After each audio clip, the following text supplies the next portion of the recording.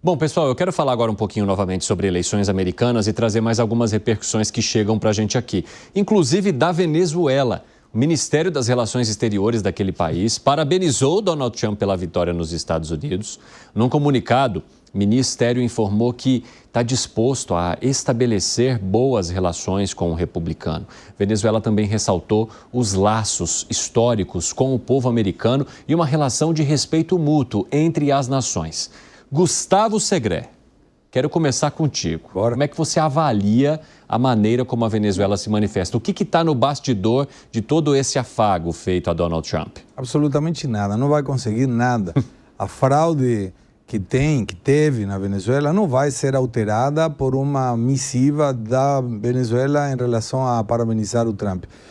Eu viajei de Joinville para aqui e justamente no Uber estava um venezuelano, um cidadão venezuelano que tinha obtido os documentos em Roraima, em Pacaraima, e ele trabalhava em uma empresa da região e fazia uns bicos com Uber.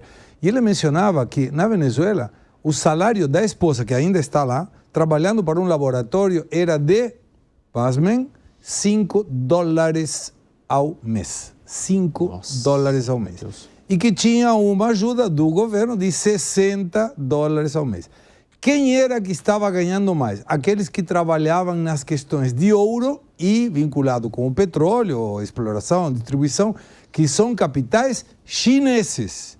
E tem também capitais de alguns povos amigos da Venezuela. Então, me parece que o que está tentando evitar Venezuela, e não vai conseguir com esse tipo de parabéns, Isso que eu ia te perguntar. tal, é simplesmente tentar que não seja uma prioridade do Trump trabalhar nas questões de eventuais embargos para a Venezuela. Não vai conseguir. Bom, o Segré já está dizendo que não vai conseguir. E, Piperno, o que pode piorar na relação entre os Estados Unidos e Venezuela com a entrada de Donald Trump? Alguma ameaça de uso da força. Isso pode acontecer. Agora, não creio que vá se materializar, mas isso pode acontecer.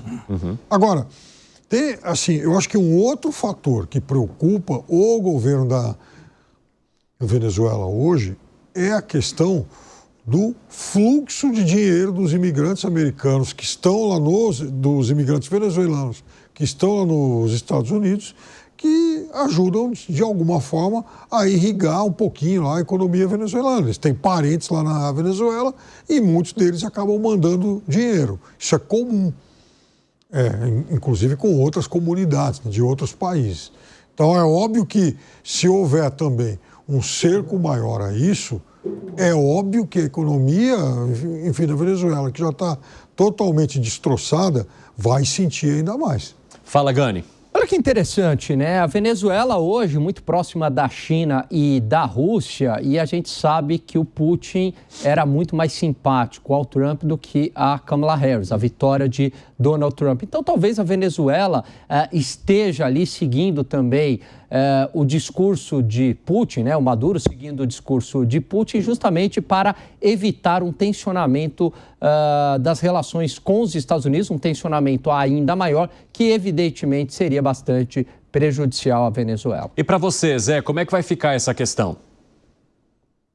Eu acho que muda muito pouco. Eu não sei porquê, eu tenho a ideia que Donald Trump faz um discurso muito interno e essa frase, que eu acho que ele tem razão, né, de América primeiro, em primeiro lugar, isso é importante para ele e assim, as relações com a Venezuela podem até serem retomadas se ele entender que é bom para os Estados Unidos. Agora, é claro que o Maduro não vai comprar uma briga dessa de não cumprimentar ou mesmo desdenhar de Donald Trump.